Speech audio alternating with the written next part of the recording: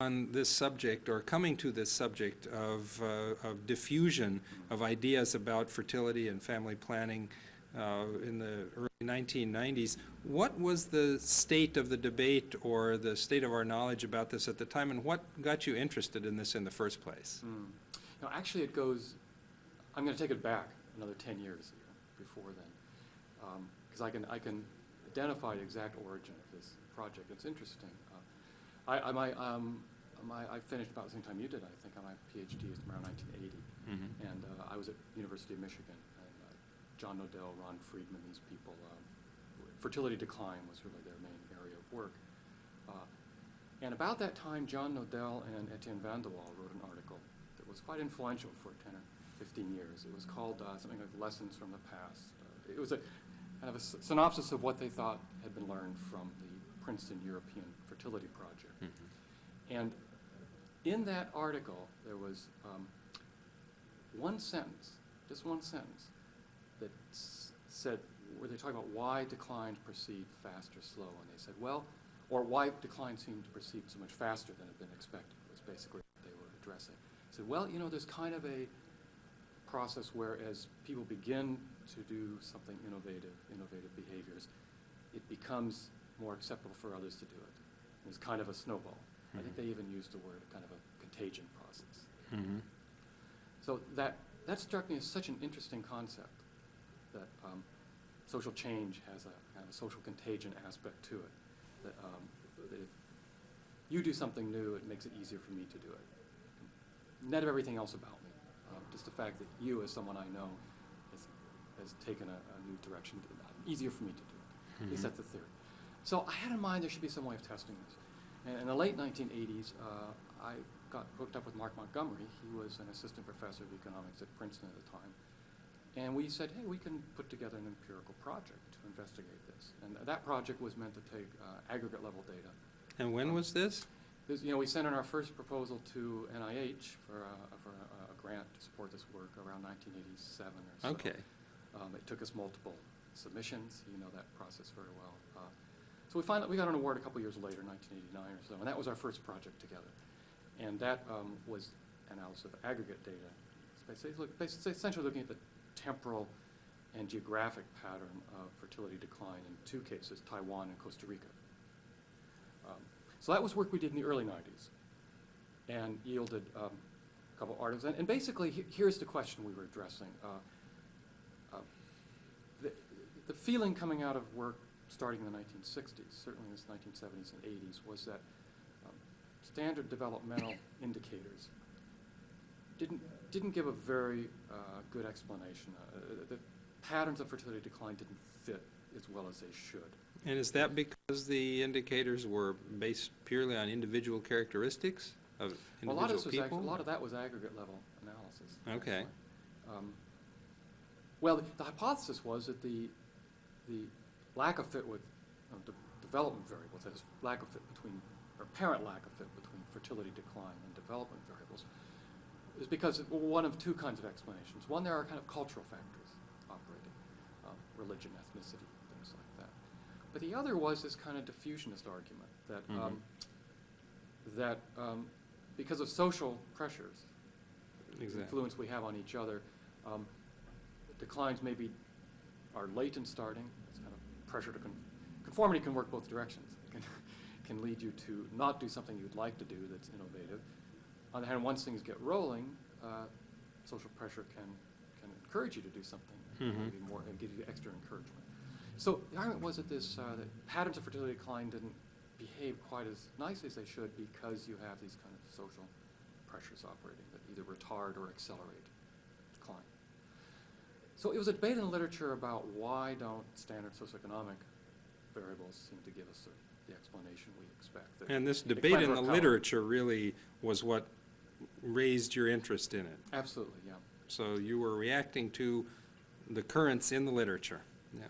Yeah, the literature was that people had expected to see certain kinds of relationships in empirical studies of fertility decline.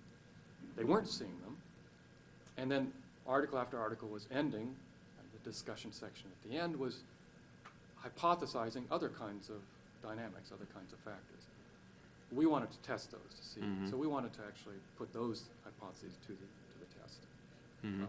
And you mentioned already Mark Montgomery, and he was a co-author on a lot of the early stuff Yeah. with you. And Mark and I So were- obviously that's part of a critical part of the team there. Were there other people that were instrumental besides the people who you studied under and gave you some of the background for these ideas? Were other people you were talking to, working with at the time that were in a core part of this work?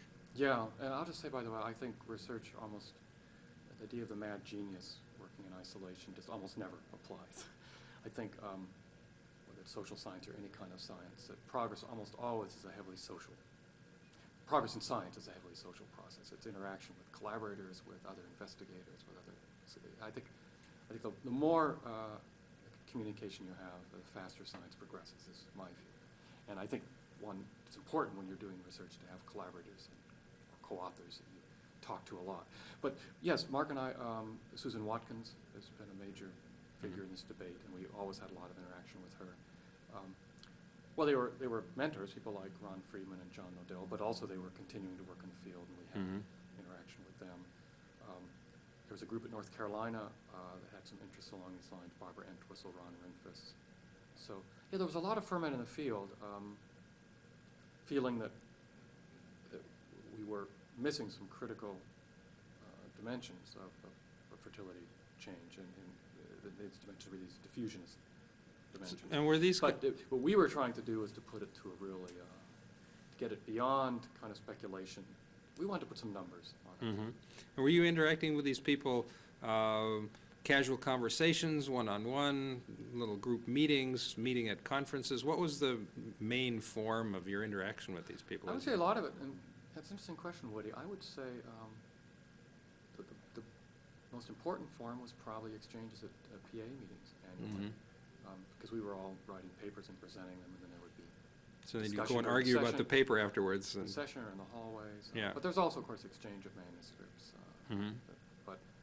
But the annual professional meeting, the annual PA, is a pretty important forum, I think, for these kind of exchanges. So, yeah, it's a very interesting process to think about in retrospect, because now in 2003, there's been, so it's in the 10 years since this period we're talking about, early 90s, there's been really quite a lot of work along these lines, looking at social interaction and yeah, it's a whole reproductive- subfield now, yeah, you could say. virtually. But we felt, and I think still that there's some work to be done. Our goal, and in a way it's one that you never finish, was to put some real quantitative weight on this, to get some numbers. That is, the notion that what you do could has some effect on what I do, or what you believe has some effect on what I believe, just because of social interaction, because you and I talk, because I observe what you do. Who's going to dispute that notion? It's a quintessentially sociological perspective on things. But even outside sociologists, if you explain that to almost everyone, say, well, sure, that occurs. The question is it big or small? Is that kind of effect? And when it comes to social change, something as profound as going from large to small families, fairly profound social change, one could argue. Is this effect we're just talking about, is it a small part of the picture or a big part of the picture in explaining what occurred? That's what we wanted to do. Because no one was going to reject the notion that these kind of diffusion effects existed at all. So. Well, looking back on that decade now, would you say that your feeling about this effect that you've been looking for is that it is an effect that's quite distinct from the other kind of developmental influences or cultural influences or economic influences that people were thinking about before? Or is it a kind of a hyphen effect that explains how these other influences work? Or where do you That's see a very good question. where do you see the diffusion effect fitting into the whole structure of explanation that we have now? Yeah, and I think it's more the latter, that it's really a mechanism through which other primary variables, fundamental structural variables, express themselves. That is, you wouldn't get social change just via these kind of social interaction effects. I'm not going to change my attitudes, behaviors, unless it's about a rather superficial thing. But something as fundamental as family life, childbearing. I'm not going to make the kind of radical change from having 6 or 7 or 8 children to having 2, unless there's other kinds of social and economic changes underway. I'm not going to do it just as kind of mob behavior, just imitating neighbors. So I think, yes, you have to have, the driving mechanism is still these other variables, but I think these diffusion effects are distinct effects, and where they matter is the pace. Exactly. Well, when things start and how fast they proceed. Because they can, I think, retard change occurring, kind of a conformism that makes people unwilling to take a step like using a modern contraceptive when they really would like to. They think it's in their interest, but not something they feel they're Or to committed use one even when they're uncomfortable with it because they feel they should be the other way. Right. And then you can get the acceleration. So I think it's more the pace which things change. But, you know, pace of social change is one can argue, is a fairly important issue. Absolutely. I think in demography and social science more generally, often we are asking questions about why social change occurs at all or whether it occurs. But I think the pace at which it occurs has its own implications. Now, thinking about the work that you've done on diffusion processes, actually empirically documenting them and studying them and trying to figure out how they're working, what sorts of things do you see as the influences that determine how diffusion works? Is there a quick pace of diffusion or a slow pace of diffusion? What do you see now as the main sort of determinants of that pace? Yeah, and we've tried to spell this out in some of these articles. The article you and I were first talking about, I'm not sure what we say about it in that article, but I think the customary patterns of social interaction, and every society has its own kind of customary patterns of how people circulate. Is this the custom and culture side of the balance? In some ways, yes. Yeah. In fact, well, we have to talk about what you mean by custom and culture, but what I'm really talking about is kind of, you could call it the social structure. And society is different in social structure. Who mixes with whom, who shares what with whom, and do men talk to women in public? Yeah, do men talk to women? Do older women, younger women mix easily? Do women of the same age, do age peers, do they mix easily across family boundaries? Do you have tightly restricted neighborhoods or more open intermingling society? So this is what I would call customary social interaction patterns. I think, well, this is still hypothesis. I don't think this has been put to the test. It's an interesting area for research, but I would think those have a major influence on whether these kind of social interaction effects are large or small and how they operate. That is how the society itself is structured socially. But you know, Woody, I don't think determining that that's true is doing empirical work that shows that diffusion effects are strong in one place, weak in another, take a certain form in one place and not another because of the customary. Or because of something, anyway. Yeah, something about that society. Boy, that'd be quite a challenging piece of research. I don't know how Maybe you do it. that'll be the next grant. Who knows? Yeah, that would be quite a challenging one. But I did want to say, as I understood what you wanted to have in this conversation, the paper that Mark and I wrote in the mid-90s is Social Learning, Social Influence. So the timing of that was as follows. As I've been recounting, we began to tackle this subject in the late 1980s. We did empirical work late 80s to early 90s, analyses of Taiwan, Costa Rica. And this paper was written in an interlude because in the late 90s we started another empirical project that's still ongoing in southern Ghana, collecting primary data on social networks and various aspects of reproduction and many other things, but that's the main thrust of the project. That project started around 97, 98. So the paper that, in question was written in interlude between that first empirical work and this second. And I guess in retrospect it was a period where we were reflecting a bit on what we learned. A model is that you first have theory, then you have your empirical work, but I think in fact we plunged into the empirical work in the late 80s with rather crude, simplistic theory, and the process of doing all that empirical work and writing some papers, we really began to refine and elaborate our theory. And that's what's reflected in that piece. Yeah, it is a reflective piece. It's, you can see the recursive nature of research going on here Yes, in this that's a very paper, good term, because yeah. you've already done some work and it's changed your ideas. And you can, over the sequence of 3 or 4 of these papers during the 90s, you can see the ideas evolving in the papers. Yeah, and I think actually I would say the conceptual side of it grew and strengthened, partly in response to doing the empirical work. Like I said, you could say it's cart before the horse or something. Well, but, were you also you know, responding to other people who were reacting to you? Was there resistance to these ideas, criticism of them? What's the response been well, to these papers? yeah, this has always been controversy about.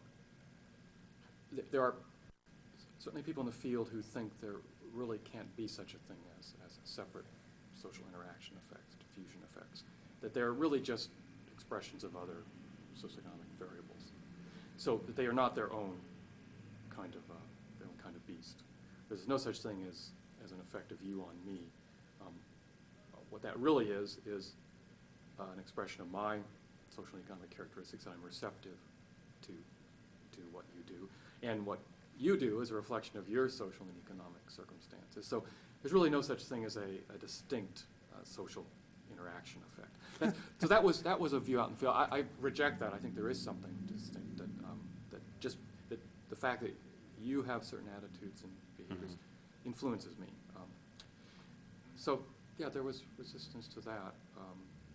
But there was a lot of debate about whether the quantitative effects were large or small. And that's what these empirical studies, ours, work in Thailand, Susan Watkins in East Africa.